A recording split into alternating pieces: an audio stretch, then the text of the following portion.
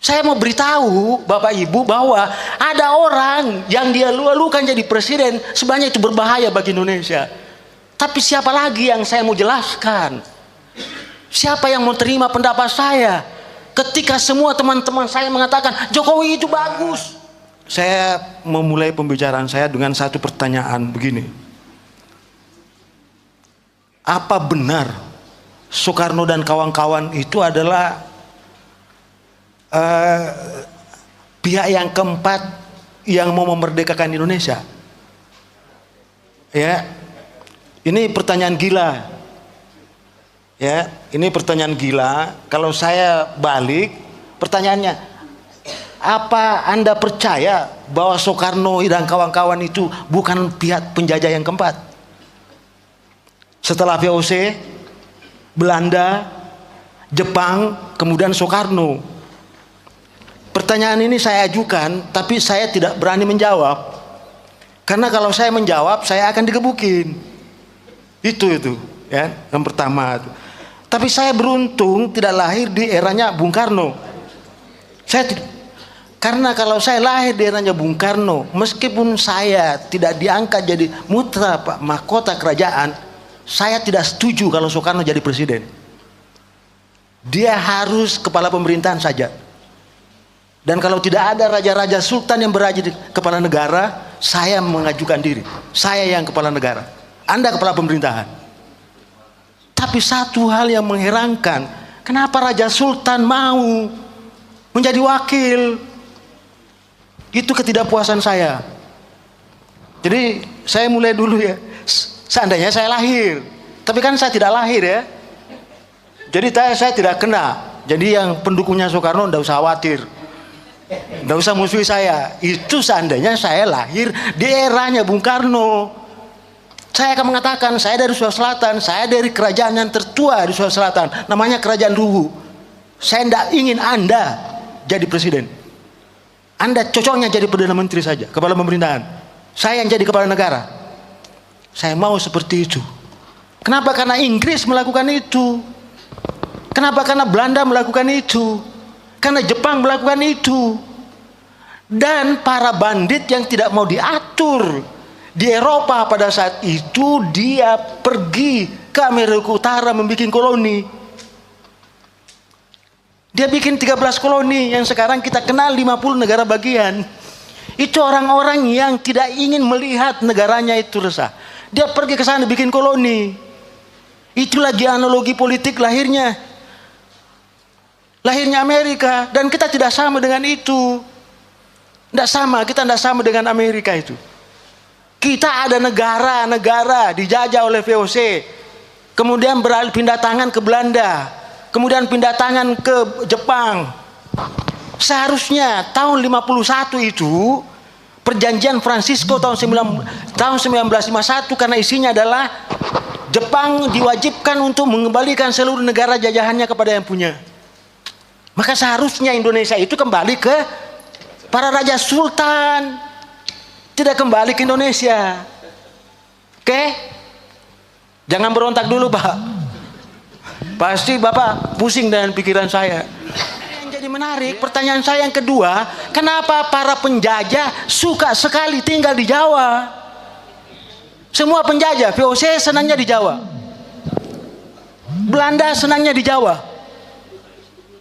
Jepang senangnya di Jawa. Kenapa tidak berani tinggal di Sulawesi, di Aceh, di mana? Silakan periksa Tentara Kenil. Di situ ada prajurit suite, perwira suite. Ada di skripsi saya, silakan buka. Tidak ada raja-raja itu bangsawan yang mau jadi prajurit Belanda itu, Pak. Kalau di luar itu. Dan yang menarik, dia mau jadi prajurit Belanda. Ini semua diketahui oleh negara lain. Saling cerita, ke Eropa cerita. Itu ada negara itu mudah sekali kita taklukkan itu. Kenapa? Karena para bangsawannya sudah hilang, digantikan oleh para bangsat. Bangsawan itu orang yang mengabdi sama bangsanya, Pak. Orang yang mengkhianati bangsanya namanya bangsat. Jadi itu hanya ada dua kosakata saya itu. Jadi kalau Bapak mau jadi bangsawan, saya hormati itu. Saya hargai kalau Bapak jadi aristokrat. Atau kalau malu dibilang bangsawan, ya negarawan. Tapi Mbak Nursi tadi mengatakan, ini krisis negarawan, krisis bangsawan, jadi bangsa semua. Intelektual kita kenapa sekarang nggak bisa? Saya di UI, berapa guru besar yang sekarang berdiri seolah-olah mau reformasi itu Pak. Itu musuh-musuh saya dulu Pak. Di awal-awal itu saya angkat bendera melawan Jokowi itu 2016. Setelah kami ke istana itu beritahu, Jokowi jangan lakukan ini, jangan lakukan ini. 1, 2, sampai 10. Saya minta itu. Sampai saya pertaruhkan harga diri saya.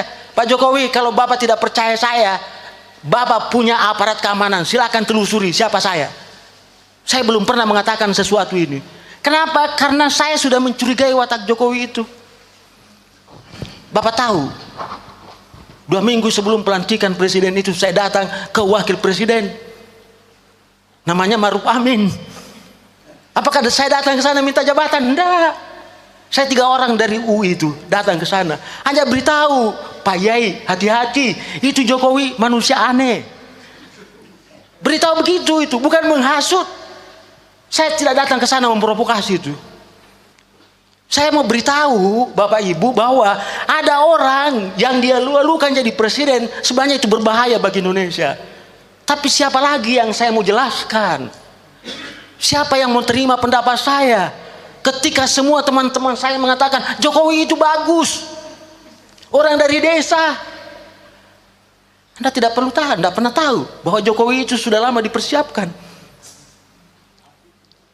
Informasi itu yang tidak sampai ke tangan Bapak Ibu, sehingga mudah sekali ditipu oleh media, mudah sekali ditipu oleh para bandit-bandit politik yang dari kampus-kampus itu, akademisi, dosen, intelektual, mudah sekali kan tidak dikasih duit, suruh ngomong dia, Bapak ikut semua.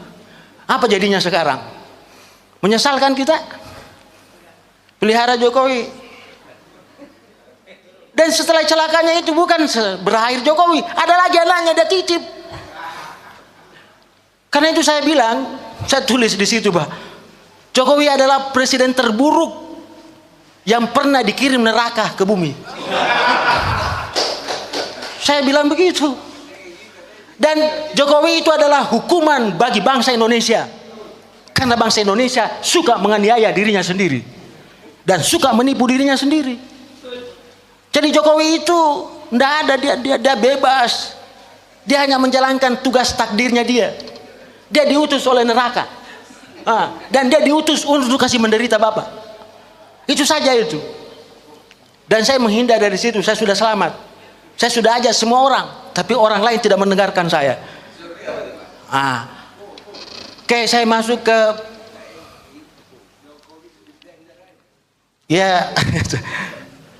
saya masuk ke bukunya Mbak Nursi. Itu buku ini adalah karya jenius. Sangat susah dipahami, Pak. Kalau Bapak membacanya hanya menggunakan pikiran 50%, Bapak tidak bisa nangkap. Percaya saja. Karena itu jahitan. Buku ini hanya membuktikan bahwa di dunia ini memang sebelum Dajjal asli turun, akan dikirim dulu para Dajjal-Dajjal junior. Itu dia mau beritahu Bapak. Bahwa akan ada nanti dunia ini bukan menjadi baik, dia akan menjadi buruk ketika datang seorang Dajjal senior. Sebelum datang Dajjal senior, diutuslah para Dajjal-Dajjal junior, yang termasuk Jokowi tadi. Jadi Jokowi itu adalah Dajjal junior yang dikirim. Itu cuma Bang Nursi tidak mau menulisnya secara vulgar. Saya pahami kalau Bang Nursi tidak mau. Disitulah kekentalannya dia sebagai seorang intelektual yang mencoba menjaga, tidak melampiaskan emosinya itu dalam, seperti saya. Ya kalau saya tulis itu betul-betul saya tulis di situ itu. Tapi karena saya bukan Mbak Nursi, ya saya tidak seperti itu. Saya tulis itu. Ya itu. Buku ini hanya ingin membuktikan bahwa semua teori yang ada di dunia ini tentang ekonomi politik sesungguhnya itu adalah teori imperialisme itu. teori kolonialisme, tidak ada itu. Mulai dari teori pembagian dua dunia, Barat menipu Timur. Barat mengatakan, hei Timur, kau fokus sama pertanian, saya fokus sama teknologi. Akhirnya apa? Dua-duanya dia kerja. Maka tertinggallah Timur. Ketika Timur tertinggal menghadapi masalah pengangguran, kemiskinan, kesehatan, datanglah ke Barat mengeluh. Kenapa bisa kau maju? Kami mundur. Apa kata Barat? Ya itu salahmu. Kita lagi disalahkan. Padahal teori pembagian tadi mengatakan begitu. Oke? Kita disuruh fokus. Maka Barat menawarkan, oke kalau begitu membangun. Lah Timur mengatakan, Timur ini negara berkembang ya, negara dunia, ya dunia, ya bahasanya itu kan negara dunia maju berarti dunia terbelakang, kan gitu. Ya kalau Anda mau maju ya membangun. Kata Timur, bagaimana caranya saya membangun? Saya tidak punya biaya modal. Ya katanya kalau modal nanti dari saya. Gampang itu kalau modal. Maka dia siapkan apa? Modal dalam bentuk utang dan investasi. Karena itu dalam melihat utang dan investasi jangan Bapak pernah gembira.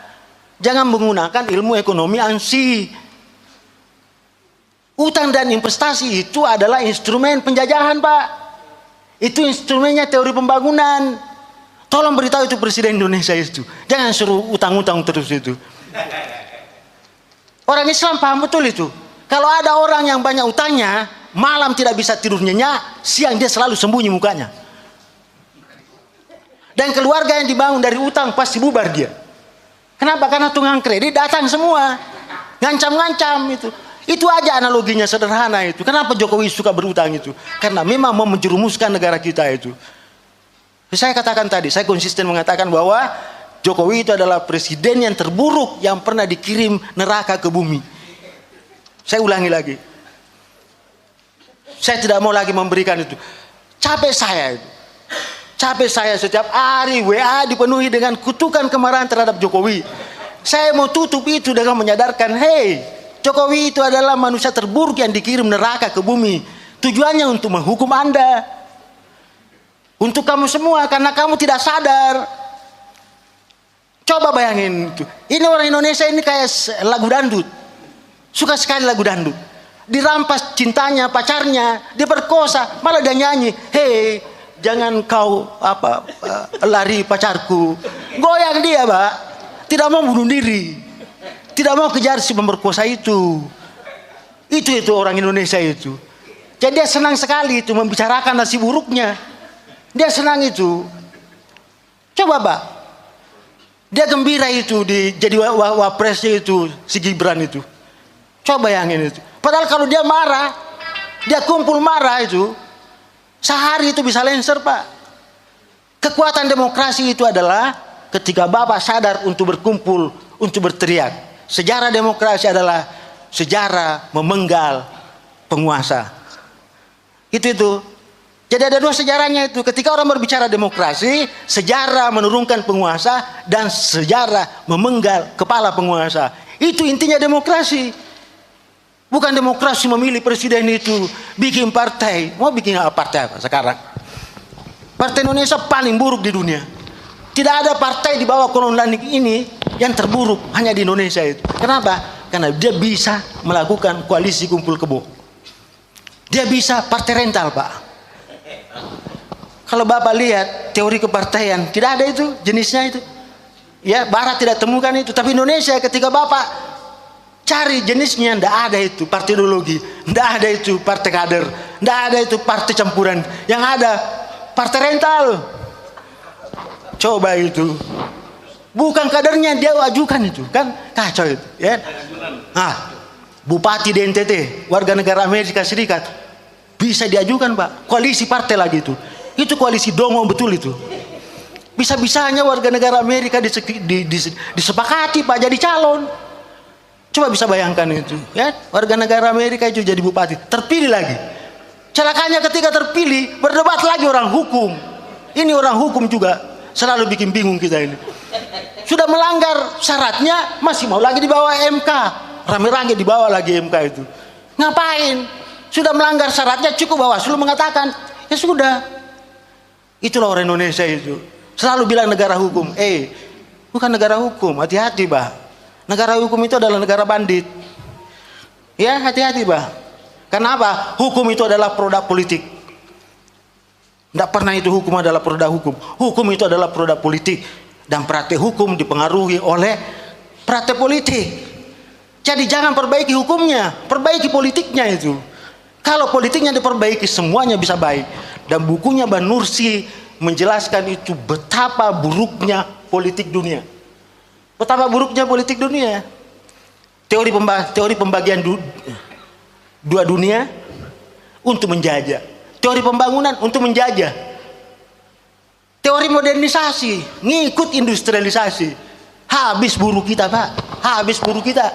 Karena masuk semua industri. Jadi buruh. Habis kan? Petani nelayan kita habis. Saya cek di Batam Pak. Jadi buruh semua. Saya tanya, dari mana kamu? Dari Toraja. Dari mana kamu? Dari Sulawesi. Kerjamu apa di sana? Petani, nelayan. Tiba-tiba jadi buruh di sana. Bayangin Pak, industri mencuri itu pekerja-pekerja desa itu. Tidak sadar itu. Belum lagi konflik industrial. Itu yang dibawa. Masuk lagi teori demokrasi. Demokrasi itu Pak, saya mengatakan liberalisme itu ada 3. Kalau liberalisme itu masuk dalam dunia politik, namanya demokratisme. Kalau liberalisme itu masuk dalam dunia ekonomi, namanya kapitalisme. Kalau liberalisme itu masuk dalam dunia sosial, namanya individualisme. Bapak bisa bayangkan, individualisme, kapitalisme dengan demokratisme bersaudara kembar. Mampus kita Pak, kalau itu berkuasa kan. Jadi jangan selalu sedikit-sedikit demokrasi. Rakyat itu paling mudah ditipu dengan demokrasi Pak. Gitu. Dan jangan pernah mengatakan bahwa rakyat yang paling menyukai demokrasi. Yang paling menyukai demokrasi itu adalah penguasa. Oke? Jadi hati-hati dengan demokrasi Pak. Itu yang terakhir ya, yang saya sampaikan. Jadi teori tadi, teori demokrasi melahirkan teori ketergantungan, teori keterbelakangan, maka lahirlah teori neokolonialisme dan neoimperialisme. Apa yang kita rasakan ini, seperti pembahasan bukunya Mbak Nursi, masih kelanjutan dari itu. Masih kelanjutan dari penjajahan itu. Ya, jadi Barat tidak pernah istirahat berpikir bagaimana menguasai Indonesia itu. Nah, sekarang cuma muncul pemain barunya yang namanya Cina kan. Cina itu saya kira tidak ada Pak ya. Kalau ada orang Islam mengatakan tuntutlah ilmu meskipun di negeri Cina, enggak. Saya tidak percaya itu. Boleh menuntut ilmu di sana, tapi ilmu suap. Jadi kalau Anda mau belajar ilmu suap, datanglah ke Cina. Ilmu racun ke Cina. Ilmu suap datang ke Cina. Hebat sekali itu. Orang Indonesia tidak bisa luput kalau sudah Cina menghadapi Bapak. Suap. Kenapa? Dikasih uang tidak mau. Nolak, dikasih barang. Dikasih barang dia nolak, dikasih jasa. Jasa nih, saya pernah ketemu seorang taipan oligarki sekarang, udah besar. Itu dulu masuk di seorang Paldima itu, apa ada? Untuk mengobati ibunya, menawarkan jasa. Kebetulan ibunya Paldima ini sakit, maka lewat ajudannya minta tolong kenalkan saya punya orang yang bisa mengobati ibunya Paldima itu. Saya kenal betul itu ya. Dan sekarang jadi taipan besar gitu dia. Jadi kalau tidak mau disuap pakai uang, dikasih barang. Anda nolak barang, dikasih jasa. Anda nolak jasa, dikasih jabatan. Tidak mau jasa, tidak mau jabatan, dikasih pangkat. Terakhir dikasih seks. Jadi Bapak tidak bisa lolos itu. Belajarlah ke Cina itu, ya, tentang itu. Tapi kalau belajar tentang pemerintahan, tidak ada sejarahnya itu. Tentang kemajuan, tidak ada sejarahnya. Bapak tidak percaya, gali itu. Itu daerah-daerah maju di era Sungai Tigris dengan Mesopotamia itu. Itu lebih duluan jauh, lebih duluan maju itu. Dan basisnya Islam di sana. Kenapa Anda belajar di Cina? Kira-kira gitu ya. Bahwa Cina sekarang menguasai teknologi, hati-hati. Saya buka rahasianya sekarang. Cina itu memberikan izin ke seluruh perusahaan masuk di negaranya asal blueprintnya diberikan sama dia. Bapak mau pasarkan mobil baru kepada Cina, Cina mau. Tapi yang penting mobil yang sama Anda berikan kepada Cina. Dan Cina akan membuat yang baru versi dia, dengan merek dia untuk dipasarkan ke negara lain. Jadi tidak pintar itu Cina, Pak. Cuma Anda saja yang membesar-besarkan itu. Komunis. Mau belajar komunis dari dia, Pak. Itu ideologi gagal. Sementara negara kita terakhir, Pak, yang membuat republik kita ini intelektual hebat. Agamanya bagus. Integritasnya bagus. Sistem politik yang dirancang oleh pendiri negara kita, saya periksa berdasarkan ilmu saya, itu masih sistem politik yang terhebat di dunia. Satu-satunya di dunia. Ada metastruktur, ada superstruktur, dan ada suprastruktur, ada infrastruktur itu. Itu yang paling hebat itu di dunia. Cuma sayang, Barat sangat percaya kalau terus-terusan struktur politik ini dipelihara, maka kita tidak bisa jajah Indonesia. Oke? Maka salah satunya cara adalah ganti itu konstitusinya. Disitulah Bang Nursi masuk itu ya. Jadi lahirlah Prahara di situ, dan Prahara itu ternyata Bang Nursi dalam bukunya mengatakan bukan hanya ini Prahara bangsa, sampai keluarga pun juga ada Prahara, Pak. Ya kan? Dalam bukunya Bang Nursi tulis begitu. Jadi mulai dari keluarga, komunitas, lokal, nasional, regional, internasional, dan ada satu yang tidak ditulis Bang Nursi. Tapi itu sudah ada di dalamnya semua, yaitu global. Ya. Dan saya selalu mengingatkan kepada teman-teman yang selalu puji-puji Indonesia itu. Oh, Indonesia itu negara hebat. Sampai kapan hebatnya, Pak? Saya mengajar politik global. Negara global itu ada 4 kriterianya. Pertama, kuat di sains. Yang kedua, kuat di finansial. Yang ketiga, kuat di industri. Yang keempat, kuat di pertahanan. Empat-empatnya ini tidak ada dimiliki Indonesia. Karena kalau 4 ini kuat, itu dibuktikan oleh politik luar negerinya. Kuatnya. Kalau politik luar negerinya kuat, bisa dideteksi dari bentuk diplomasi yang dipilih. Misalnya, Amerika memilih bentuk diplomasi kapal induk. Cina diplomasinya misil. Rusia diplomasinya nuklir. Kira-kira gitu. Saya kira itu, Pak Dr. Sul ya. Terima kasih banyak. Bapak Ibu, habis ini saya pamit ya Pak. Tadi saya bilang begini, kalau pikiran tidak sakit, kalau fisik sekarang saya sudah lemah, saya butuh istirahat, Pak Sul, dan sekaligus saya izin mau pamit. Terima kasih banyak. Sekian, assalamualaikum warahmatullahi wabarakatuh.